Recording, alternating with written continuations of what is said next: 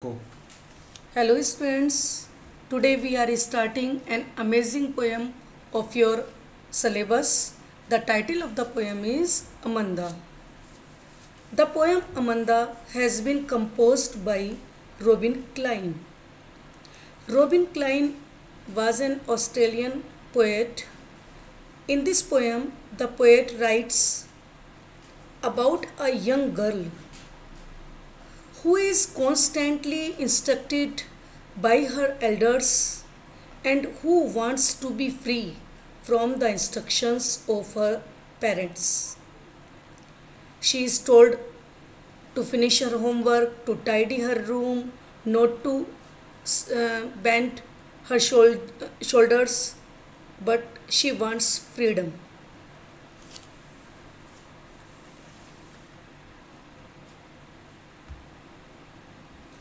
Robin Klein is a poet who takes in his pen the everyday and universal happenings of life. Activities pertaining to small children are very dear to him as they represent innocence, love, smartness, and their nature. Now, here is the first stanza of the poem. Don't bite your nails, Amanda. Don't hunch your shoulders, Amanda. Stop that slouching and sit up straight, Amanda.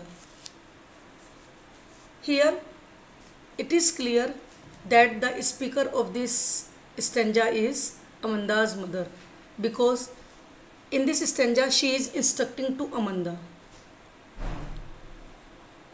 She says,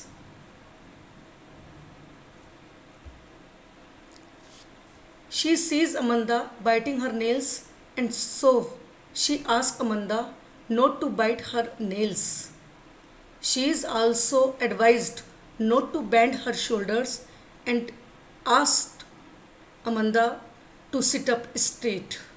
Amanda's mother asked Amanda to sit lazily, no, don't sit lazily with her shoulders bent into stoop. Now the second stanza, and that is written in bracket. Here is the expression of Amanda because she is in dreams. She thinks there is a languid emerald sea where the sole inhabitant is me, a mermaid, drifting blissfully. These lines are about the imagination of Amanda because she is lost in her dreams. She imagines herself as to be a mermaid. Now you have to clear the word mermaid. Mermaid is a beautiful mythical creature who is half human and half fish. Amanda imagines herself to be a mermaid who sails in a sea carelessly and effortlessly. Similarly, Amanda longs, she wants to do so in a place where she is all by herself. She imagines that she is the sole inhabitant of the beautiful sea and there is no one to control her or to disturb her.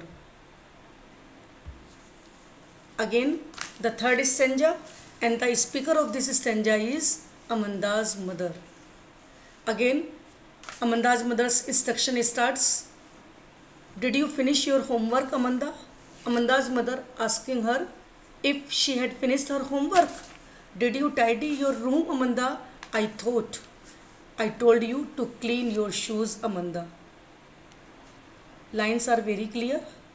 Amanda's mother is asking her to finish her homework. She is asked if she had tidied her room.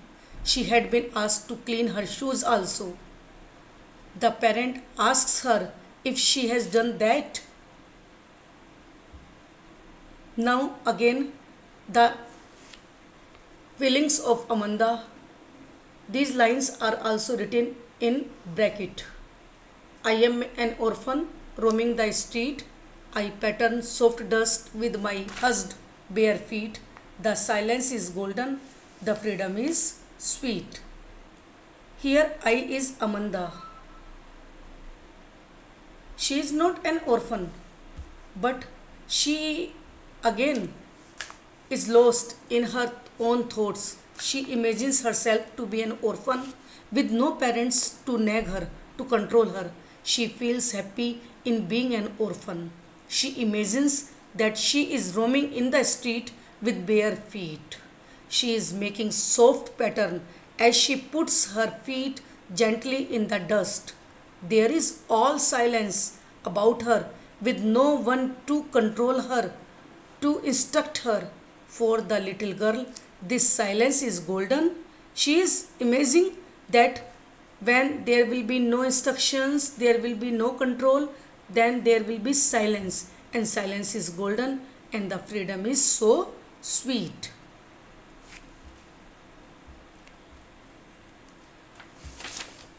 Next stanza is the instructions of Amanda's mother. Don't eat that chocolate, Amanda. Remember your acne, Amanda. Will you please look at me when I am speaking to you, Amanda? Again, Amanda's mother is speaking to her and she asks her not to eat chocolate because she tells her not to eat them as if she will eat chocolate, she must not forgotten the acne that she had got previously. However, Amanda is lost in her own dreams and does not look up to her mother. At that time, her mother again feel irritated. She says that Amanda should at least look at her when she is speaking to her. Next stanza is in bracket. The speaker of these lines is Amanda. I am Rapunzel, I have not a care. Life in a tower is tranquil and rare. I will certainly never let down my bright hair. Rapunzel. Rapunzel was a fairy tale who was kidnapped and was locked in a tower by a devil. So Amanda imagine herself that she is Rapunzel. She does not have any care and she wants to live in tower because she thinks that life of a tower is tranquil. Here tranquil meaning is calm, peaceful and rare, which does not find every person. I will certainly never let down my hair. Amanda imagines that if she is locked in the tower, she will not let down her bright hair.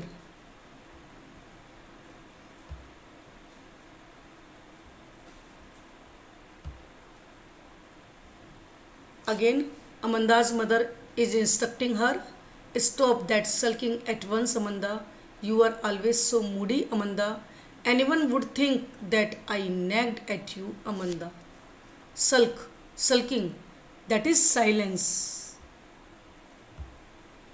Meaning of these lines is, here Amanda's mother keeps talking to Amanda about the various does and don'ts, but Amanda remains lost in her own dreams. Her mother thinks that Amanda is not responding because she is angry. She feels annoyed and asks Amanda to stop sulking at once. She says that it has become a habit with Amanda to remain irritated always. On seeing her, one would say, when anyone would see Amanda and he would see Amanda in an irritated nature, he would think that the parent, that the mother of Amanda has instructed her, controlled her, and that is why Amanda is looking gloomy. She is looking sad. Amanda's mother does not want Amanda to give others such an impression. That is the end of the poem. In the poem, we have to remember one thing: the stanza that is written without bracket. The speaker of these lines of that stanza is Amanda's mother, and she is speaking to Amanda.